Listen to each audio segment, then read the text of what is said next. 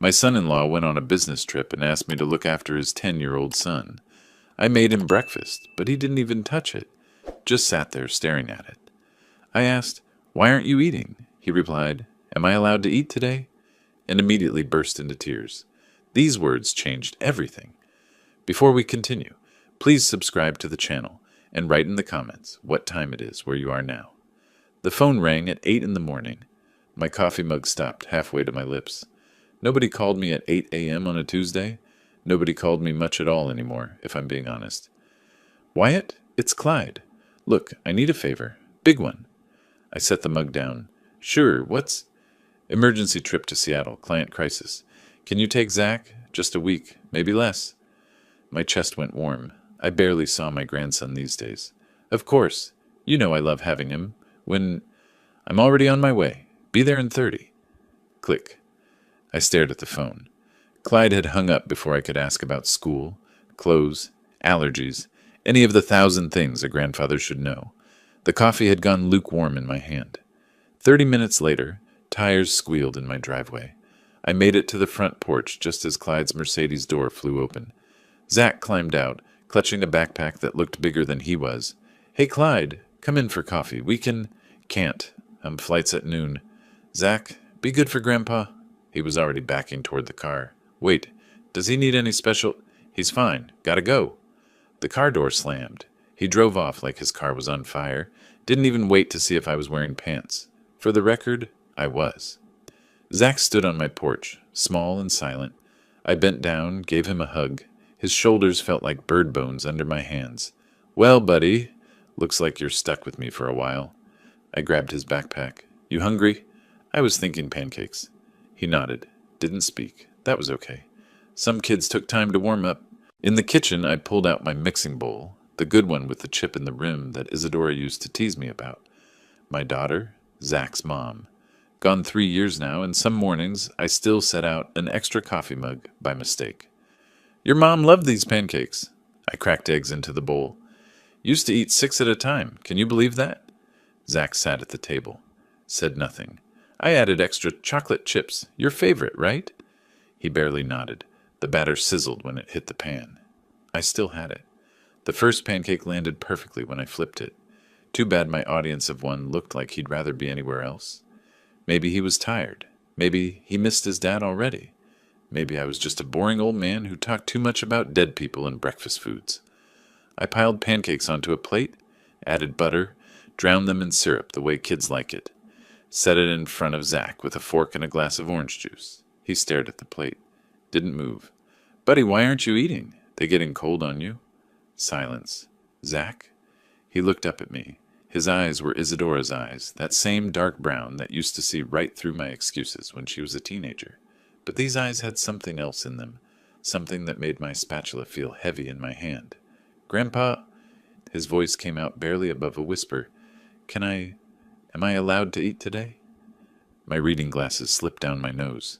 The spatula clattered onto the stovetop. "What? Of course you can." Zach burst into tears. Not the normal tears of a kid who scraped his knee or lost at checkers.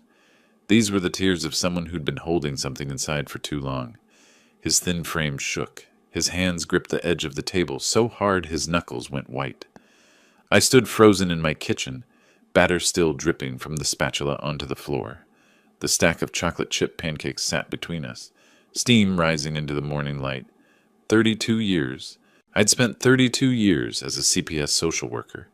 32 years of walking into kitchens just like this one, asking questions just like that one, watching children cry just like this. All those case files, all those interviews, all those other people's children. But this time, the child crying at my breakfast table had my daughter's eyes. I wiped the batter off my hand with a dish towel, took a breath, sat down across from Zach. "Hey," I kept my voice soft. "Of course you can eat. You can eat anything you want here, okay?" He looked at the pancakes like they might disappear, like someone might snatch them away. "Go ahead, buddy. I made them for you." His hand trembled, reaching for the fork. Then he ate. Not the way a normal kid eats pancakes on a Tuesday morning. He devoured them. Syrup ran down his chin. He barely chewed. The kid demolished those pancakes like he was training for competitive eating. If this wasn't so horrible, I'd be impressed. I poured more juice. My hand shook slightly. I gripped the pitcher tighter. These are good, buddy. You want more? He nodded, mouth full, already reaching for another from the stack. When's the last time you had pancakes? Long time. I flipped another batch on the pan, kept my tone light. Yeah? What do you usually have for breakfast? A pause. Sometimes cereal. If what? Zach looked down at his plate. If I did my homework right, and my room's clean, and I didn't talk back. My knuckles went white on the spatula handle. And if those things aren't perfect? A whisper. Then I wait till lunch at school. I slid 3 more pancakes onto his plate, watched him attack them, started counting in my head. 6 pancakes. 7. When's the last time this kid ate a full meal? Does Dad check your homework every night? Every night. If I get something wrong, he says I didn't try hard enough. And then, no dinner, to teach me to focus better. I took a sip of coffee. It had gone ice cold. How often does that happen? Zach counted on his sticky fingers. Maybe 3 times a week? The mug nearly shattered in my grip. I set it down carefully. Professionally. The way I'd done 1,000 times before in 1,000 other kitchens. When Zach lifted his arm to wipe his mouth, his shirt sleeve rode up. Bruises. Finger-shaped. Someone had grabbed him hard enough to leave marks that had already faded to yellow-green. Old bruises. Plural. My jaw tightened. I kept my voice gentle. Why don't you go take a shower, buddy? Your backpack's by the door. Take your time. Use all the hot water you want. He nodded, sliding off the chair, paused at the doorway. Grandpa? Yeah? Thank you for the pancakes. Anytime, Zach. Anytime you want. I waited until I heard the bathroom door close.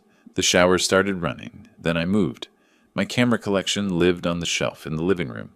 Nikon F3s, a couple of Leicas, a Hasselblad that cost more than my first car. But I reached past all of them for the Polaroid Sun 600 from 1983. Still worked, unlike my knees. Back in the kitchen, I photographed everything. The backpack, barely unpacked.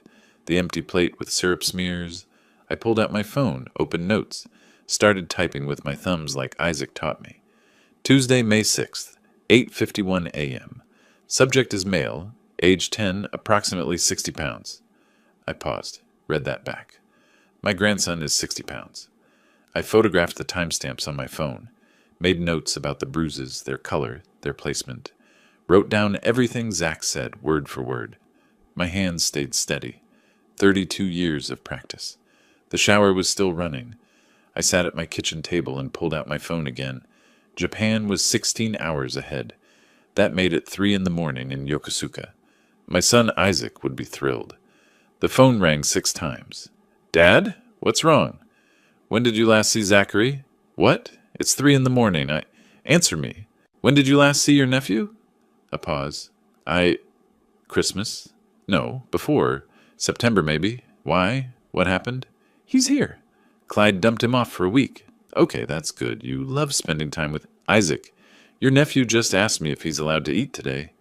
The silence stretched across the Pacific Ocean. He what? You heard me. That doesn't... Dad, are you sure he didn't mean... I spent 32 years interviewing abused children. I know what I heard.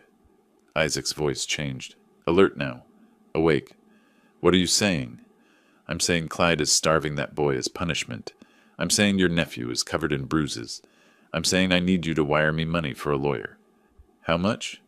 5,000 to start. Done. Dad, are you? I'm sure. What are you going to do? Whatever I have to. I've got about a week before Clyde comes back.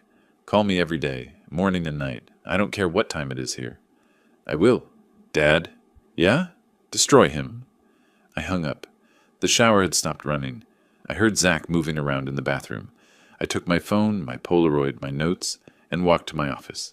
In the bottom drawer of my desk, under old tax returns and expired warranties, I found what I was looking for. A worn composition notebook, its cover soft from years of use. I hadn't opened it since my retirement party 3 years ago. Inside, page after page of my own handwriting, interview techniques, documentation protocols, signs of abuse to watch for, a whole career condensed into one notebook. At the bottom of the drawer lay something else, my old CPS badge in its leather holder. I picked it up, felt its weight in my palm. The badge meant nothing now, officially. The agency had taken back my access, my authority, my jurisdiction, but the skills, those never retired. My phone buzzed. A text from Isaac. Wired $5,000, whatever you need, save him. I typed back with my thumbs. I will. I should have seen this sooner. You see it now. That's what matters. I'm going to destroy him. Good. I flipped the notebook open to a blank page and wrote in the same neat handwriting I'd used for 3 decades. Case file. Zachary Garrett. Victim. Age 10. Then I paused, drew a line through case file, and wrote above it. My grandson. This time, it was personal. Wednesday morning arrived with rain tapping against the kitchen window. I stood at the stove making scrambled eggs, that old composition notebook open on the counter next to me. Page 1 had my notes from yesterday. Page 2 waited blank. Zach shuffled in wearing borrowed pajamas that hung off his frame. I'd noticed during his shower Tuesday night. Every rib visible, hip bones jutting out like handles. Morning, buddy. Hungry? He nodded. Always nodded. Never said no to food. I slid eggs onto his plate, added toast, poured juice. While he ate, I pulled the Polaroid from the living room shelf. The Sun 600. Still had film from 1987 in it. Hey, Zach, mind if I take some pictures? Memory photos? You know, of our week together. He shrugged, mouth full of eggs. I snapped one of him at the table. The Polaroid whirred and spat out the square. I shook it gently while it developed. Set it aside to dry, made notes on the white border. Wednesday, May 7th, 8:15 a.m. Breakfast.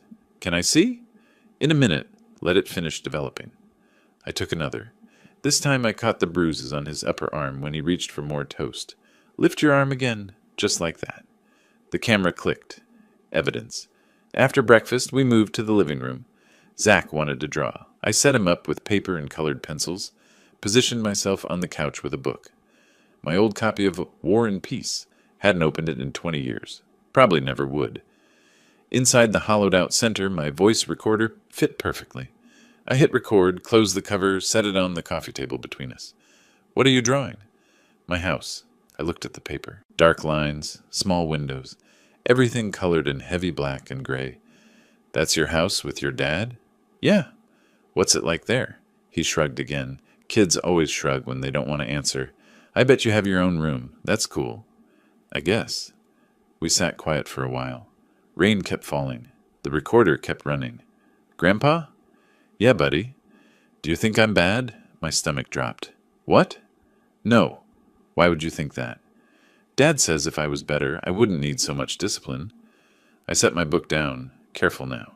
What kind of discipline? You know, timeouts, going to bed early, stuff like that. What about the meals? You told me about missing meals. His pencil stopped moving. I shouldn't have said that. It's okay. I'm your grandpa. You can tell me anything. But what if you tell Dad?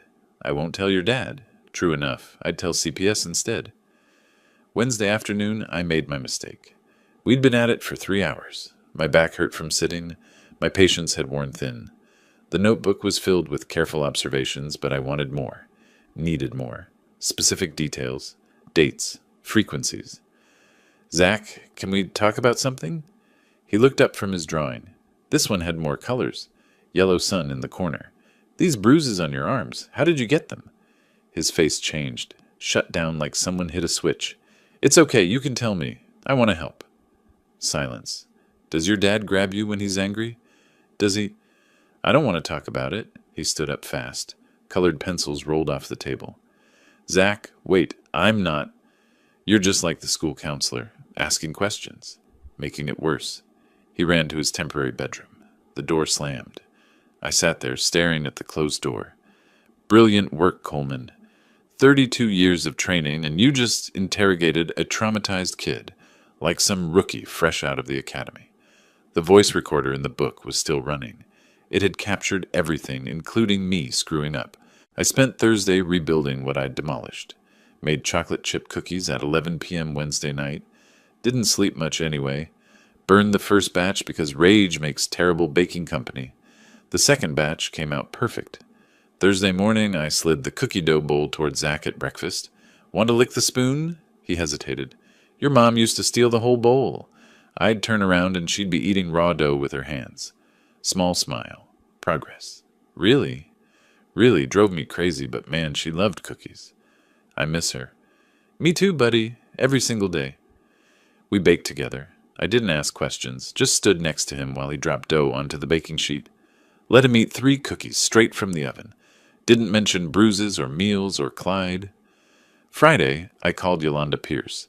She'd been my supervisor back when I still carried a badge. Yolanda, it's Wyatt Coleman. Wyatt, haven't heard from you since your retirement party. I need advice. Unofficial. Pause. How unofficial? The victim is my grandson. Oh no. Wyatt, I'm so sorry. Tell me. I explained everything. The pancakes, the question, the bruises, the documentation I'd been building.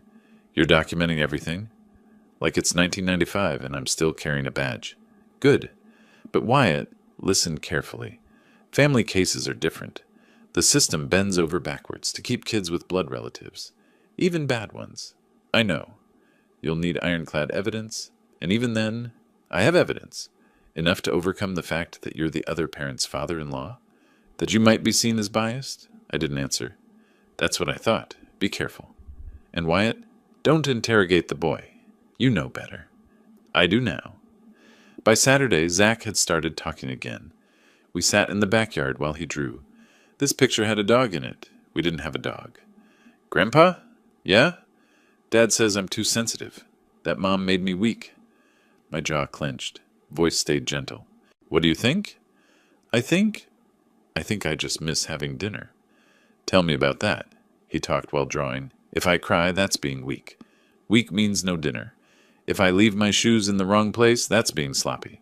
Sloppy means no breakfast. How often does that happen? A lot. He has rules for everything. Sunday evening, I spread everything across my desk. 14 Polaroids of bruises, arranged in chronological order. I'd also captured 3 perfect shots of my own thumb. Professional photographer, I was not. The voice recorder sat next to them, its tiny red light blinking. My food journal lay open to the last page. Day 5. Asked for 4th helping of dinner. Ate until he looked sick. Still scared there won't be more. The documentation stack was 3 inches thick. In the drawer, the CPS intake form waited, half filled out. Clyde would be back in 2 days. 48 hours to decide. File now or wait. My phone buzzed. Text from Isaac. Any update? I picked up a pen, pulled the intake form closer, and wrote Clyde's full name in the alleged perpetrator box. My hand didn't shake. Not anymore. Tuesday morning, Clyde's Mercedes pulled into my driveway at 9 sharp. I watched from the window, took a breath, opened the door. Morning, Clyde. Come on in. Can't. Running late. Zach, let's go. Zach appeared with his backpack, moving like someone walking to sentencing. I knelt down, pulled him into a hug. He clung to me for an extra moment. Hey, buddy. You take care, okay? He whispered into my shoulder. Can I come back soon? Any time. You know that. Zach, car, now. Clyde stood by the driver's door, keys already in hand. Clyde, wait a second. I wanted to mention... What? Zach seemed really thin this week. Maybe worth a doctor's visit. Just to... He's fine. He's built like Isadora was. Delicate. My hand gripped the doorframe. Isadora wasn't... We gotta go. Thanks for watching him. He turned toward the car. Clyde! He stopped. Didn't turn around. Take care of him. He's all we have left of her. I know what he is. The car disappeared down Hawthorne Boulevard. I stood on the porch for a full minute, not moving. Then I went inside and called Winnie. Winifred Sutherland had lived across the street for 40 years. She was 72, kept binoculars on her windowsill, and missed nothing. Wyatt, this is a surprise. Come in, come in. Thanks, Winnie. Sorry to drop by unannounced. Don't be silly. I'll make tea. Or would you prefer something stronger? You look like you could use it. She served tea in china cups with roses on them. The cups were older than my car. I was terrified I'd break one, and somehow that felt worse than everything else happening. Winnie, I need to ask you something about my son-in-law. Her expression changed. I wondered when you'd ask. You've noticed things? Hard not to. My living room window faces their porch. She pointed through lace curtains. That's a blessing. And a curse. What have you seen? Well, that boy sits outside a lot. Alone. even when it's cold. How often? A few times a week, maybe. And I hear yelling. The walls are thin in these old houses. Can you make out words? Not usually, but it's angry yelling, you know? The kind that makes me turn up my TV. She hesitated, took a sip of tea. Anything else? About 3 weeks ago, maybe a month. It was late. Maybe 10 at night. I was closing my curtains and I saw that little boy on the porch, just sitting there on the steps, in his pajamas, crying. Was Clyde there? Door was closed. Locked, I think. The boy tried the handle a few times. She set down her cup. I almost went over. But then the door opened and the boy went inside quick. Why didn't you call anyone? And say what? I saw a boy crying on his own porch. CPS would laugh at me. They won't laugh at me. Wednesday morning, I drove to the CPS office downtown. The waiting room had a poster. Every child deserves a safe home. Below it, someone had carved, "Call my ex-wife," into the wooden armrest. Government buildings really do attract optimists. Wyatt, you came. Yolanda stood in her office doorway. I told you I would. I hoped you'd cool off. Think about it more. I did think about it. For 5 days straight, I placed the folder on her desk. This is everything. She opened it, flipped through Polaroids slowly. Her professional mask slipped. Anger showed through. These bruises? Finger-shaped. Upper arms. Classic restraint pattern. You trained me to recognize those. I know. She listened to the voice recordings. Her face darkened with each one. Systemic food deprivation as punishment. Multiple times per week. For months. Possibly years. That's my assessment. And the boy disclosed this to you? Voluntarily, after I established trust. Wyatt, you know what filing this means? War. He'll know it was you. You're the only one the boy talked to. I don't care. The family court will be involved. This could take months. He'll lawyer up. He'll fight. So will I. She picked up the official form. I have to ask, is there any chance you're biased because he's your son-in-law? Any personal conflict? He's starving my grandson. That's not bias. That's fact. Long pause. She clicked her pen twice. All right, I'm opening a case. We'll conduct a home visit within 48 hours. Unannounced. Thank you. Don't thank me yet. This is just the beginning. I drove home through afternoon traffic. Back in my house, I walked to where my camera collection lived behind glass doors. Nikons, Leicas, a Hasselblad that cost more than my first car. I reached past all of them for the FM2 from the 90s. The film canister fought me like it personally remembered the 90s and wanted no part of coming back. I didn't blame it. But my hands remembered. Load the film, advance twice, check the counter. Muscle memory from cases that still woke me up some nights. I set the Nikon on my desk, next to the Polaroid Sun 600. 2 cameras, 4 decades apart. The Polaroid had captured the truth this week. Immediate, undeniable, physical evidence. But the Nikon? The Nikon had documented my worst cases. Meth houses, broken bones, children who'd learned to stop crying because nobody came. I clicked the shutter button. The mechanical snap echoed in the quiet room. Sharp, final, unforgiving. Through the viewfinder, I could see my reflection in the dark window glass. An old man with reading glasses on a chain and white hair that needed cutting. But my hands? My hands remembered every button, every setting, every angle that made judges stop and listen. Old friend, I said to the camera, my voice steady in the empty room. One more round. Thursday morning, I made coffee and waited. My phone sat on the kitchen table. The Nikon FM2 sat next to it, both loaded and ready. Yolanda had said they'd move within 48 hours. It had been 36. The call came at 11:30. Clyde's name lit up the screen. I took a sip of coffee, let it ring 3 times, answered, "Hello, Clyde." "You son of a—" The scream came through so loud I pulled the phone away from my ear. "This was you. You called CPS on me." I set the phone on speaker, kept my voice level. I expressed concern about my grandson's welfare. That's what grandfathers do. You had no right. He's my son. And he's my grandson, my dead daughter's son. You have no idea what it's like raising a kid alone. You have no idea what I have eyes. I have documentation. I have medical evidence. Silence. I could hear him breathing hard on the other end. You're never seeing him again. You hear me? Never. Try it.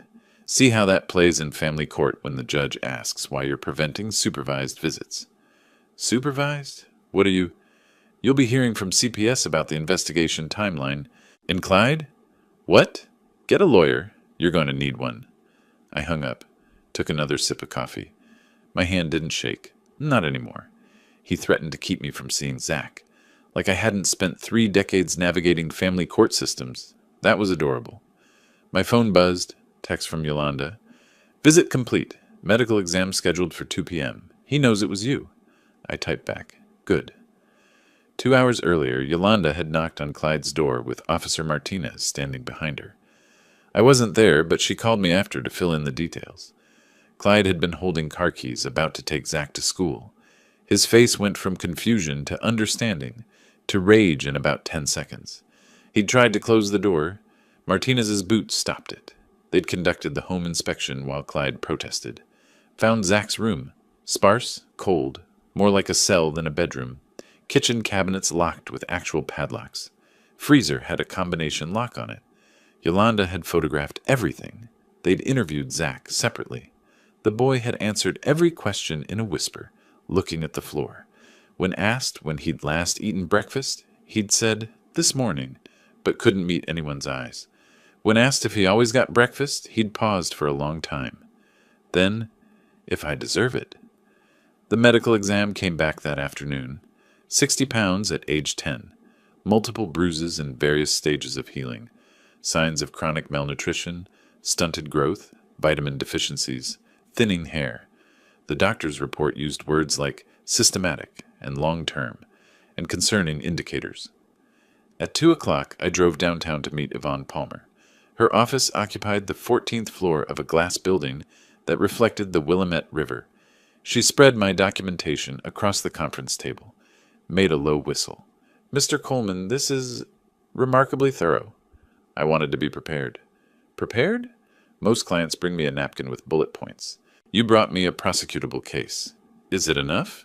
Enough? She tapped the Polaroids. The photographs alone show clear signs of physical restraint abuse. The voice recordings establish pattern of behavior. The food diary proves systematic neglect. So you'll take the case. I'll take it. But I have to ask. Former social worker? I almost smiled. Former is a strong word. The badge retired. I didn't. She said her retainer was $3,000. I'd already wired $5 to Isaac's account last week.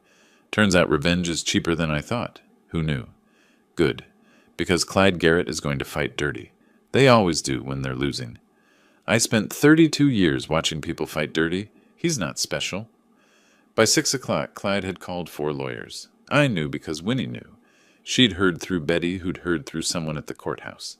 The quotes ranged from $5,000 to $10,000 for retainers. Family law wasn't cheap. He'd settled on Thomas Brennan.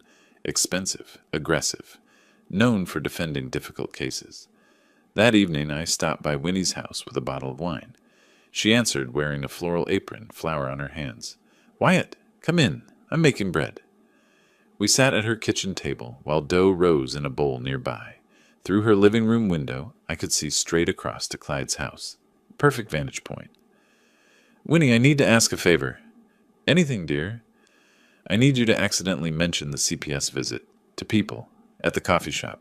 She leaned back, eyes bright. "Accidentally?" "Very accidentally." "Well," she brushed flour off her hands, "I do tend to talk when I'm worried, and I'm so worried about that poor boy across the street. Simply have to discuss it with everyone who'll listen." Winnie told everyone at the coffee shop by 2 p.m. Friday. By 4 p.m., the whole neighborhood knew. The woman could have worked for the FBI or TMZ. Same thing, really.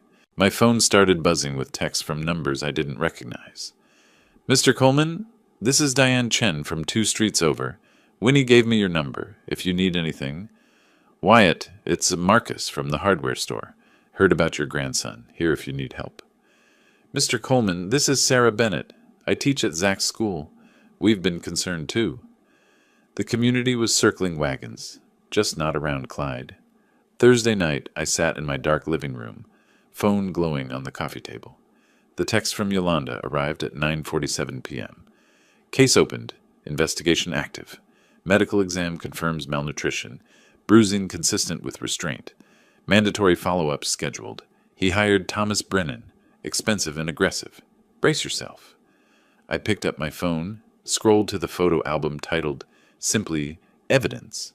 43 photographs, 7 audio recordings, 12 pages of detailed notes, 3 decades of experience.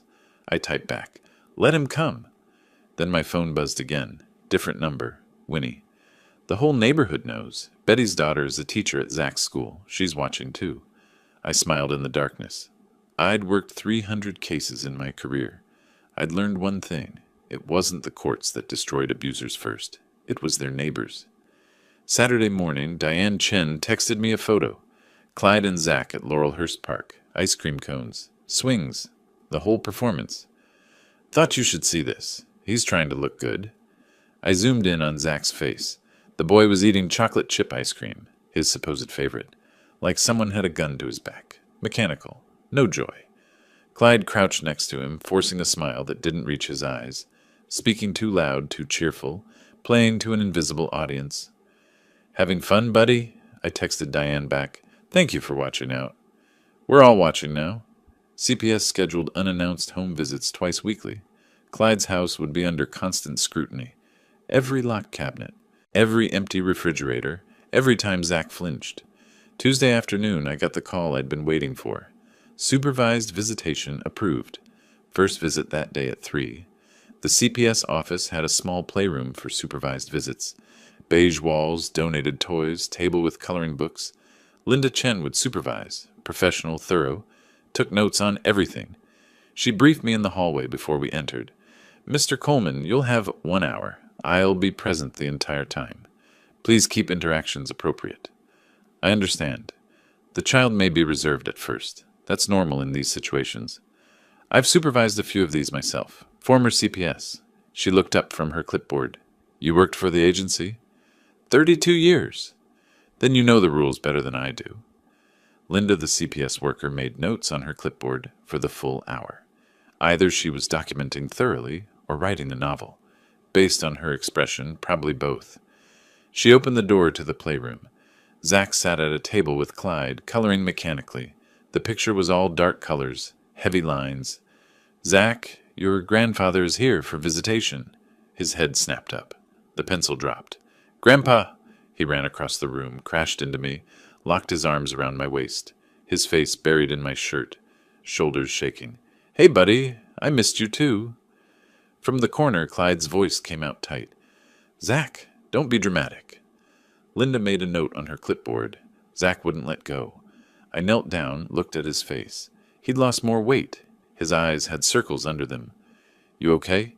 He nodded, didn't speak, but his grip on my arm stayed tight. We spent the hour playing with blocks, drawing pictures, talking about nothing important. Zach stayed glued to my side. Every few minutes, he'd glance at Clyde in the corner, then back to me. "Grandpa, when can I come stay with you again?" "Soon, buddy. We're working on it." "Can I stay forever?" My throat tightened. "Would you like that?" He nodded so hard his whole body moved. Clyde stood up fast. His chair scraped the floor. "That's enough. He's confusing the boy." Linda didn't look up from her notes. "Mr. Garrett, please sit down. You're not permitted to interrupt visitation." Clyde sat. His jaw worked like he was chewing glass, knuckles white on the chair arms, maintaining neutral expression for Linda, but his eyes were cold fury. The contrast was visible to everyone in that room. Zach laughing with me, then going stiff and silent when Clyde spoke. A child comfortable with his grandfather, terrified of his father. Linda saw it. She wrote it all down. After the visit, I sat in my car in the parking lot. Hands on the steering wheel. Engine off. Didn't move for 5 minutes. Triumph felt heavier than I'd expected. That evening, Isaac called from Japan. "Dad, how'd it go?" He ran to me. Wouldn't let go. "That's good, right? Shows the courts." "Isaac, I saw pictures today. Old ones. Clyde with baby Zach." Pause. "And?" "He was a good father once, before Isadora died." "Dad, don't do this." "Do what?" "Feel sorry for him. He starved your grandson." "I know. You taught me something when I was a kid. Remember? Good intentions don't erase bad actions." Long silence. Rain started tapping against my window. "You're right. I know I'm right. Finish this." Wednesday morning, I pulled old photo albums from the hall closet. Dust fell from the covers when I opened them. There it was. Zach's first birthday. Clyde holding him, both laughing. Isadora in the background, glowing. One hand on her pregnant belly with their second child. The child who never made it past 20 weeks. I traced the photo with my finger. Clyde looked so young, so happy, so different from the hollow man at that park with ice cream. You were happy once. Both of you were. I turned the page. More photos. Clyde teaching baby Zach to walk. Family Christmas. Beach vacation. What happened to you? What broke? I knew what broke. Isadora's car accident. The sudden funeral. Single father with a traumatized 5-year-old. Grief that turned inward, turned bitter, turned controlling. Doesn't matter. Doesn't excuse it. I closed the album. Shoved it back on the shelf. Walked to my laptop instead. Clicked on the video file from that first Tuesday morning. Zach's voice, small and scared. Can I eat today? That's what matters. Wednesday afternoon, the envelope arrived via certified mail. I signed for it, recognizing the return address, Multnomah County Family Court. Inside, the hearing notice. In the matter of Zachary M. Garrett, minor child, custody hearing, August 18, 2025. Honorary Judge Iris Caldwell presiding. 2 months away. I photographed it, texted Isaac. It's official. August 18th. His response came in seconds. Finish line in sight. Then another text. Unknown number. Mr. Coleman, this is Clyde's lawyer, Thomas Brennan. We should talk before this goes to court. My client is willing to negotiate shared custody. Call me. I stared at the message for a full minute. They were blinking first. I deleted it. Texted Yvonne Palmer instead. They're blinking first. Her response made me smile. Good. Let them panic. I walked to my camera collection. The Nikon FM2 sat ready. Film loaded. August was 2 months away. I wasn't done documenting. 3 weeks passed. The case built itself piece by piece. More supervised visits. More CPS reports. More neighbors whispering. I felt victory coming. Could taste it. Friday evening, late June, I sat at my dining table reviewing documentation. Yellow highlighter in hand, marking key passages. My coffee had gone cold an hour ago. The doorbell rang at 7:30. I wasn't expecting anyone. Peered through the window before opening. A woman stood on my porch. Business suit, tailored and expensive. Briefcase in hand. Dark hair pulled back. She looked like she'd stepped out of a courtroom. I opened the door. Yes? Wyatt Coleman? I'm Cecilia Garrett, Clyde's sister. My hand tightened on the doorframe. I have nothing to say to you. That's unfortunate, because I have quite a bit to say to you. She stepped inside before I could respond, brushed past me like I'd invited her in. Excuse me, you can't just... I'm a family law attorney, Mr. Coleman. I know exactly what I can and can't do. Sit down. She walked into my house like she owned it.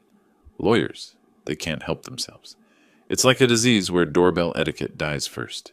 She set her briefcase on the coffee table with a decisive click, opened it, slid a folder across to me. Recognize this? I opened it. The air left my lungs. Case number 2022 FA 8847. My old disciplinary file. The complaint that almost ended my career 3 years ago. Where did you get public records? 3 years ago. Disciplinary complaint filed against you while you were still with CPS. My hands started trembling. Set the folder down carefully. That was dismissed. I was cleared. Dismissed isn't the same as innocent, is it? She remained standing, looking down at me. Power move. The complaint alleged you exceeded your authority, manipulated evidence, pursued a case beyond the agency's recommendation. I was protecting a child. Or were you pursuing a personal vendetta? The family alleged bias. Sound familiar? I stood up fast.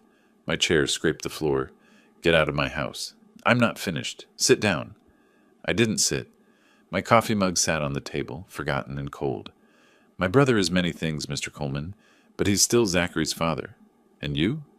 You're a grandfather with an axe to grind and a history of questionable judgment. I have documentation, medical evidence, witness testimony. And I have this. She tapped the folder. I have proof that you manipulate systems, that you can't separate personal feelings from professional objectivity. What are you saying? I'm saying I'm filing for custody myself, as a neutral third party. My breath caught. The room tilted slightly. You can't. I can. and I will prove that neither you nor my brother are fit guardians. Clyde is abusive. You are vengeful. Zachary deserves better than both of you. He doesn't even know you. Better a stranger who wants to help than a grandfather using him as a weapon. The words hit like a physical blow. I sat down hard. The court date is August 18th. I'll see you there.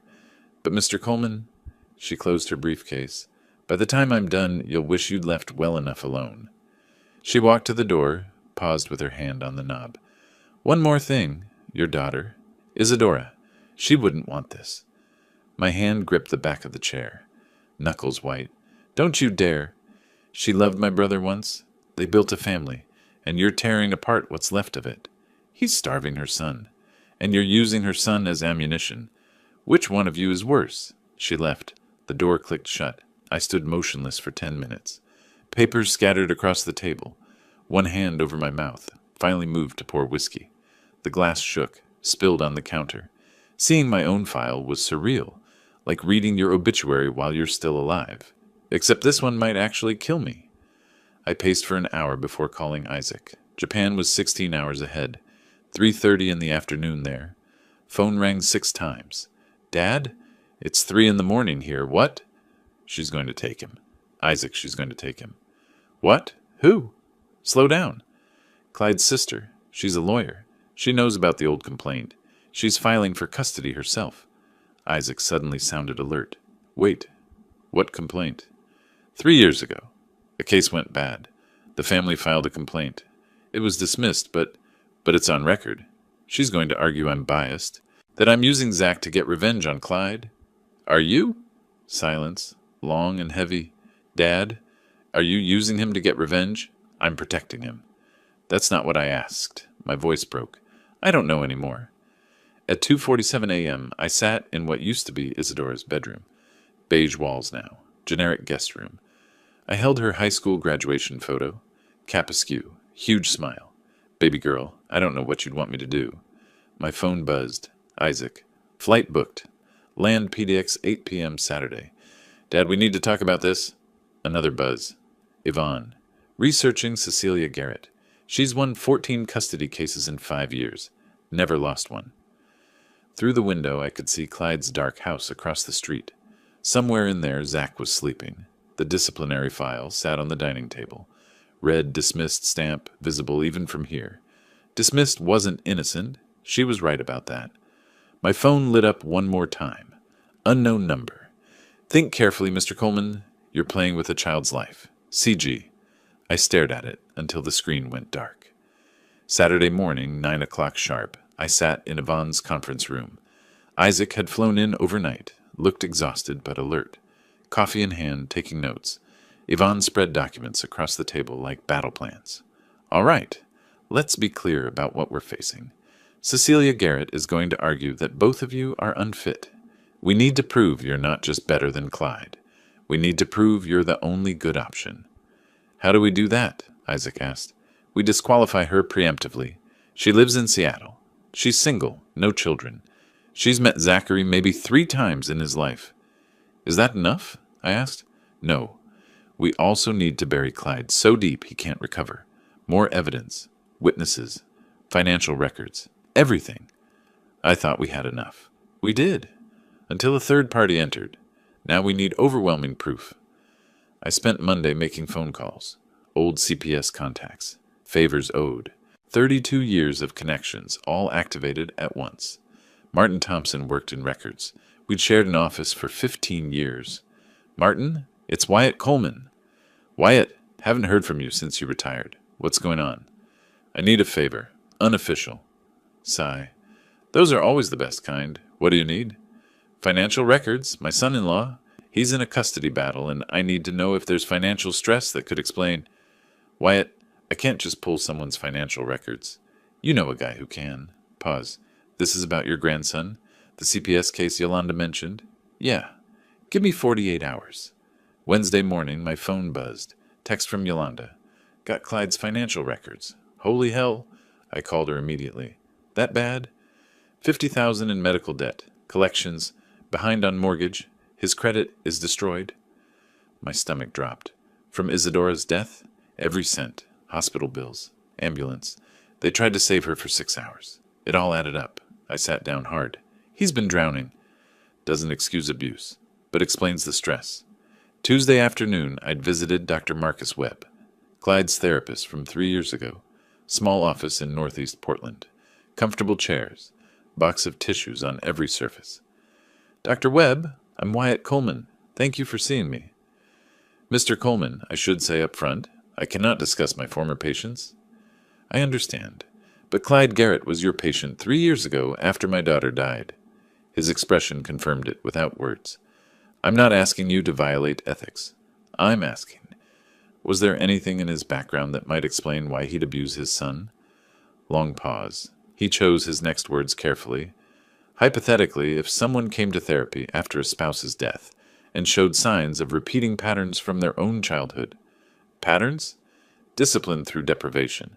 Isolation as punishment. Control through fear. My stomach turned over. His father did this to him.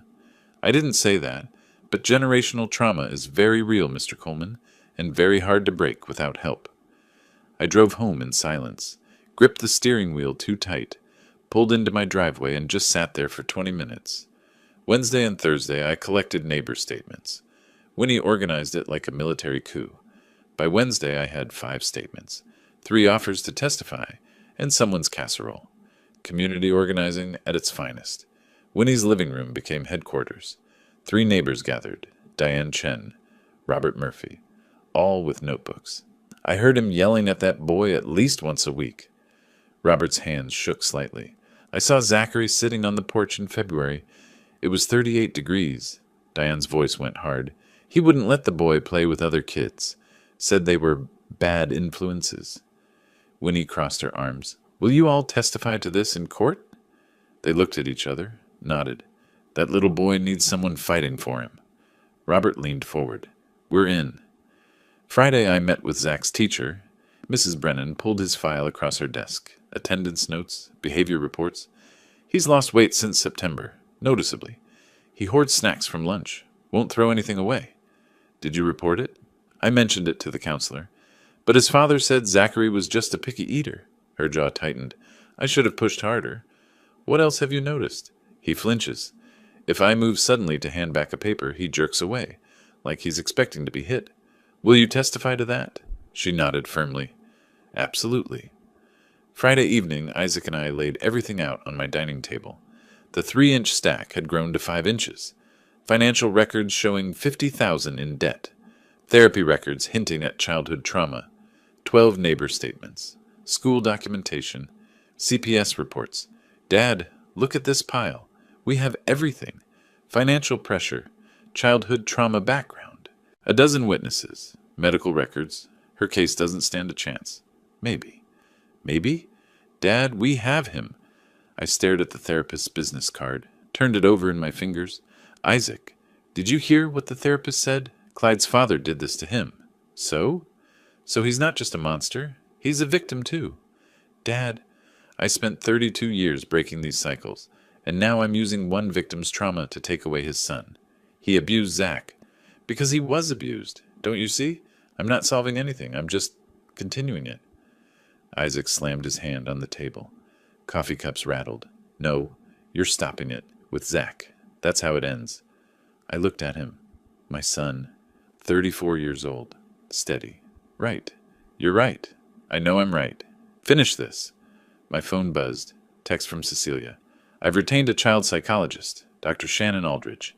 She'll evaluate Zachary and recommend the best placement. See you in court, Mr. Coleman. Smart. Dangerous. I forwarded it to Yvonne, who responded immediately. We need our own expert. I'll find someone tomorrow.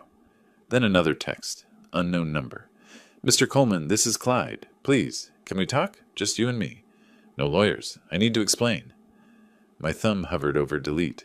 Every instinct screamed, don't engage. Don't give him a chance to manipulate. Don't deviate from the plan. But something else whispered too. Maybe the man who'd accumulated $50,000 in debt trying to save my daughter needed help, not just punishment. I looked at Isaac's closed bedroom door, looked at the evidence, looked at Clyde's text.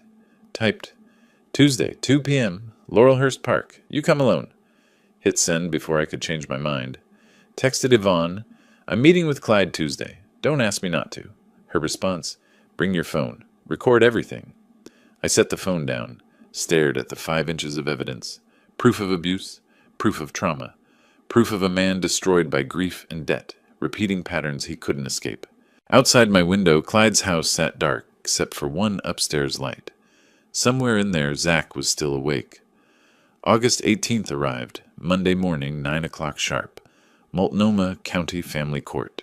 Courthouse security made me take off my belt. I'm 68 and walk with reading glasses on a chain. Exactly the kind of dangerous criminal they're trained to stop. Judge Iris Caldwell's courtroom smelled like old wood and stale coffee. Wyatt sat next to Yvonne at the petitioner's table, Isaac behind him. Across the aisle, Clyde with Cecilia. I adjusted my tie 3 times before the judge entered. This is a custody hearing regarding the minor child, Zachary Michael Garrett. Judge Caldwell settled her reading glasses. Mr. Coleman seeks custody. Mr. Garrett is the biological father. Ms. Garrett has filed as third party. We'll address all motions today. Let's proceed. Cecilia stood first, spread documents with theatrical precision. Your Honor, Wyatt Coleman presents himself as a concerned grandfather, but evidence shows something different, a man with a history of overstepping boundaries. She presented my disciplinary file like it was a smoking gun. 3 years ago, Mr. Coleman was accused of abuse of power. The complaint alleged he exceeded authority, pursued cases beyond recommendations, acted on personal bias. The same pattern is visible here. He weaponized CPS procedures to destroy his son-in-law, using his grandson as ammunition. Cecilia presented her case like she was prosecuting the Zodiac killer. Lots of dramatic pauses, pointing at evidence. I half expected a PowerPoint with ominous music. Yvonne stood when her turn came. Calm. Precise. Your Honor, Ms. Garrett wants you to focus on a dismissed complaint from 3 years ago. I want you to focus on a 10-year-old boy who asked his grandfather, "Can I eat today?" and then burst into tears. She set the Polaroids on the evidence table, one by one. Finger-shaped bruises from being grabbed. A food diary showing a starving child devouring multiple servings. Voice recordings of a boy describing his punishment system. Mr. Coleman's so-called manipulation consisted of doing what any responsible adult should do, documenting abuse and reporting it. Winnie testified first, hands shaking, reading glasses perched on her nose, referred to handwritten notes. I saw that little boy sitting outside alone many times. In February, it was 38 degrees. Once, late at night, he was crying on the porch, trying the door handle. It was locked. What time was this? Around 10 p.m. He was in his pajamas. What did you do? I almost went over, but then the door opened and he went inside fast, like he was scared. Her voice broke. I should have called someone. I'll regret that for the rest of my life. Mrs. Brennan, Zach's teacher, came next. Professional, disturbed, significant weight loss since September. He hoards food from lunch, sneaks crackers into his pockets, won't throw away apple cores. Anything else? He flinches when I move suddenly. If I reach to hand him a paper, he jerks back. That's not normal behavior. Yolanda testified about the CPS investigation. Medical records, home inspection, locked cabinets, the freezer with a combination lock. Then came Zach's testimony. Closed session, just the child psychologist, both lawyers and audio piped out to us. I closed my eyes, jaw clenched. Zachary, can you tell me about dinner at your house? Sometimes I get dinner. Sometimes? Not every night? Only if I didn't mess up that day. What counts as messing up? Homework wrong? Room not clean enough? Talking back? Crying? What happens if you mess up? No dinner. Sometimes no breakfast either. How often? Long pause. Maybe 3 or 4 times a week. Are you scared of your father? Whispered. Yes. My hand gripped the armrest, knuckles white. Then Clyde took the stand. His hands trembled holding the water glass. Yvonne cross-examined. Mr. Garrett, you admit you withheld meals from your son? It was discipline, structure. Kids need discipline. They also need food. He ate. He just had to earn it. Earn basic nutrition. My father raised me the same way. I turned out fine. Did you? You're in family court losing custody because you systematically starved your son. Clyde's face crumbled. That's not... Your father abused you with food deprivation, didn't he? He was teaching me discipline. And you're repeating the same abuse on Zachary? Clyde broke, voice rising, cracking. I swore I'd never be like him. I swore I'd be different. I loved my son. I was trying to make him strong. By starving him? He covered his face with both hands, shoulders heaving. I became him. I became my father. I didn't mean to. I didn't mean to. Judge Caldwell called recess. Outside the courtroom, I sat on a bench.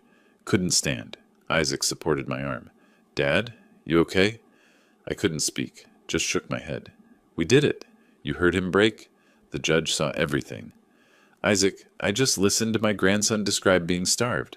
I watched a man destroyed. I don't feel victorious. You feel human. That's different than wrong. Judge Caldwell announced she'd deliberate for 1 week. Walking out, I saw Clyde on the courthouse steps, head in hands, alone. Even Cecilia had walked past him without stopping.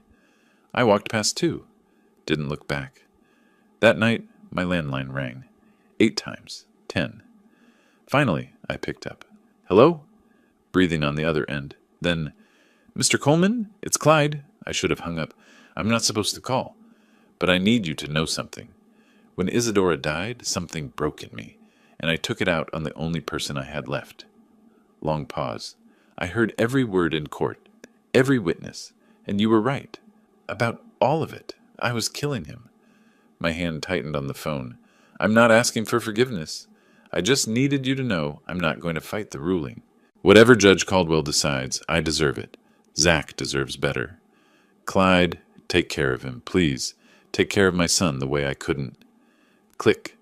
Isaac came back with Thai food. Who called? I looked at my trembling hands. Wrong number. Because some conversations, even between enemies, stayed private. Monday, August 25th. Judge Caldwell's chambers. Both parties present.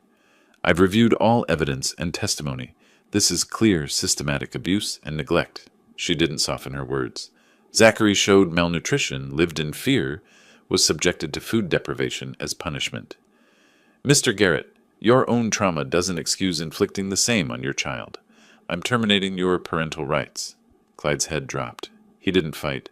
Mr. Coleman, I'm granting you full legal custody. My hands gripped the chair arms, relief and terror in equal measure.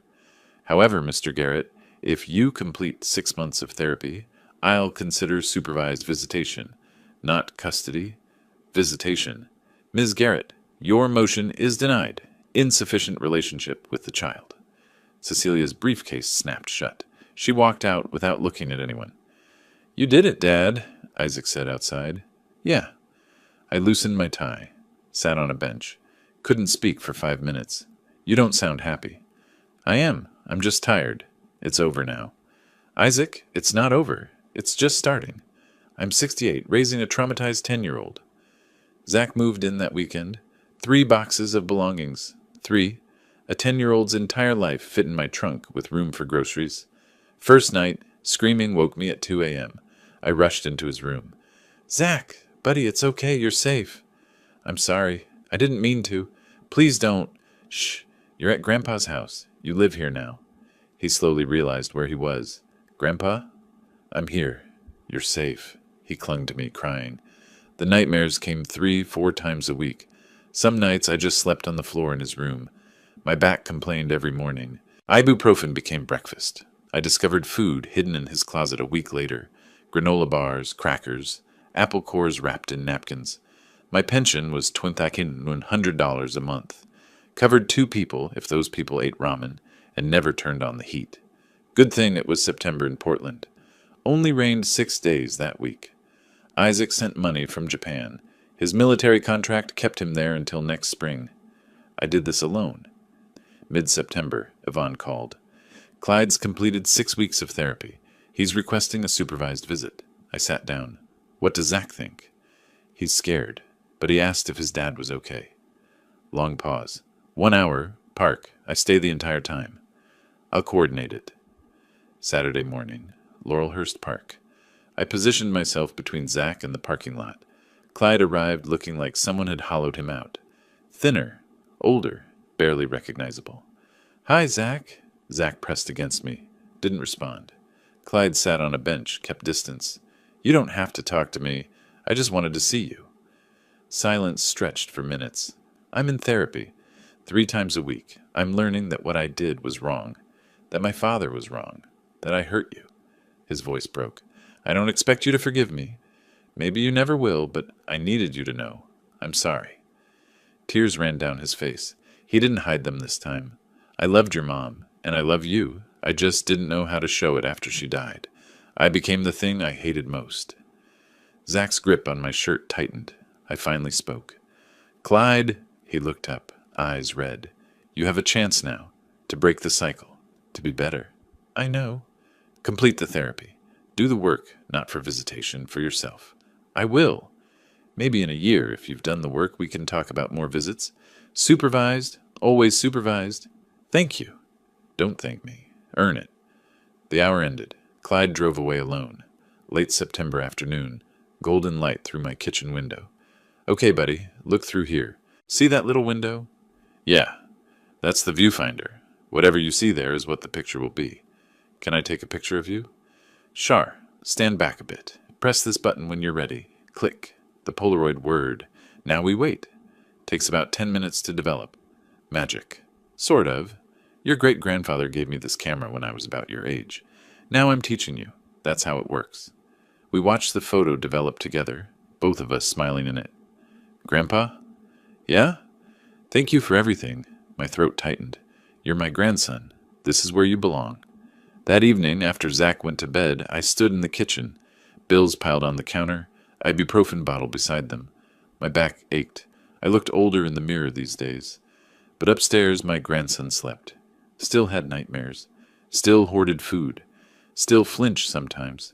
But he was safe. Healing. Home. I picked up Isadora's photo from the shelf.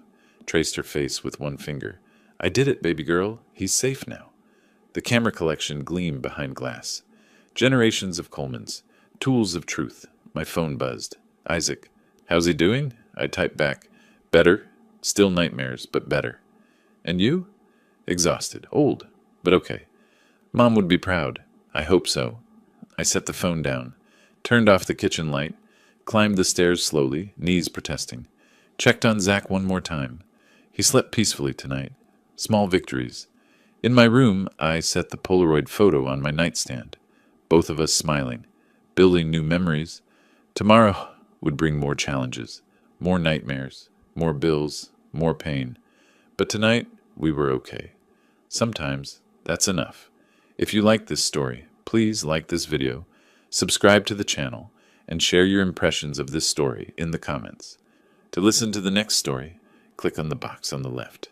Thank you for watching.